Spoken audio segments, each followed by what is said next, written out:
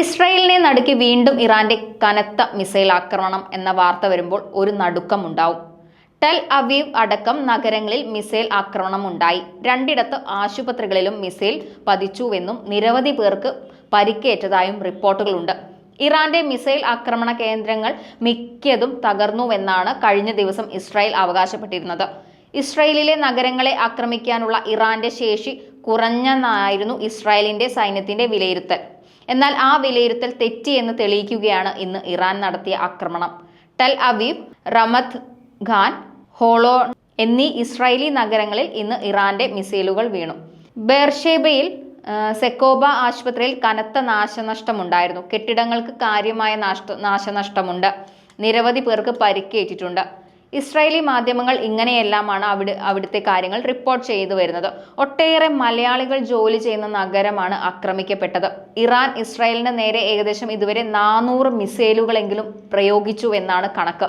ഇസ്രായേലിന് നേരെ ഹൈപ്പർസോണിക് മിസൈലുകൾ പ്രയോഗിച്ചതായി ഇറാൻ അവകാശപ്പെട്ടിട്ടുണ്ട്. 24 പേരാണ് കൊല്ലപ്പെട്ടിട്ടുള്ളത്. 600-ലേറെ പേർക്ക് പരിക്കേറ്റിട്ടുണ്ട്. സാഹചര്യം മോശമായതോടെ പല രാജ്യങ്ങളും ഇസ്രായേലിൽ നിന്ന് പൗരന്മാരെ ഒഴിപ്പിക്കാനുള്ള നീക്കത്തിലാണ്. കഴിഞ്ഞ ദിവസങ്ങളിൽ ഇറാന്റെ ആക്രമണത്തിൽ തകർന്ന ഇസ്രായേലി നഗരങ്ങളിൽ പുനർനിർമ്മാണ പ്രവർത്തനങ്ങൾ നടക്കുകയാണ്. ഇതിനിടെയാണ് ഇന്ന് കനത്ത ആക്രമണം ഉണ്ടായത്. അതേസമയം ഇറാൻ തലസ്ഥാനമായ ടെഹ്റാനിൽ ഇസ്രായേൽ കനത്ത ആക്രമണം തുടരുകയാണ്.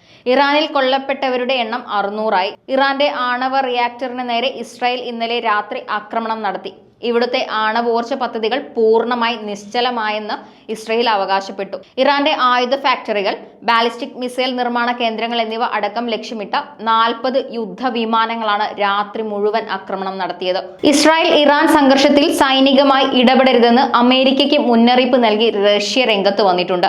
റഷ്യൻ വിദേശകാര്യ ഡെപ്യൂട്ടി മന്ത്രി സെർജി റാപ്കോവാണ് മുന്നറിയിപ്പുമായി രംഗത്തെത്തിയത്.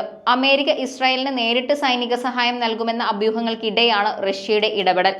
ഇറാൻ ഇസ്രായേൽ അതിരൂക്ഷ സംഘർഷം 7ാം നാളിലേക്ക് കടന്നതോടെ പരിഹാരം കാണാനായി റഷ്യ മധ്യസ്ഥത വഹിക്കാൻ തയ്യാറാണെന്ന് വ്യക്തമാക്കിയിട്ടുണ്ട്. ലോകത്തിനാകെ ആശങ്കയായി മാറുകയാണ് ഇറാൻ ഇസ്രായേൽ സംഘർഷത്തിൽ ഉടൻ പരിഹാരം വേണമെന്നാണ് റഷ്യൻ പ്രസിഡന്റ് പുടിൻ ആവശ്യപ്പെട്ടിട്ടുള്ളത്. ഇതിനായി ഇരു രാജ്യങ്ങളുമായി നല്ല ബന്ധത്തിലുള്ള റഷ്യ ഇടപെടാൻ തയ്യാറാണെന്നും പുടിൻ വ്യക്തമാക്കി. ഇറാന് സമാധാനപരമായ ആണവ സമ്പുഷ്ടീകരണമുള്ള അവകാശമുണ്ടെന്നും റഷ്യൻ പ്രസിഡന്റ് അഭിപ്രായപ്പെട്ടു. ഉപാധികളില്ലാതെ ഇസ്രായേലിന്റെ സുരക്ഷ സംരക്ഷിക്കപ്പെടണമെന്നും പുടിൻ കൂട്ടിച്ചേർത്തിട്ടുണ്ട്. ഇസ്രായേൽ ഇറാൻ സംഘർഷത്തെക്കുറിച്ച് US പ്രസിഡന്റ് ഡൊണാൾഡ് ട്രംപുമായും ഇസ്രായേൽ പ്രധാനമന്ത്രി ബെഞ്ചമിൻ നെതന്യാഹുമായും താൻ ബന്ധപ്പെട്ടിട്ടുണ്ടെന്ന് റഷ്യൻ പ്രസിഡന്റ് വ്യക്തമാക്കിയിട്ടുണ്ട്.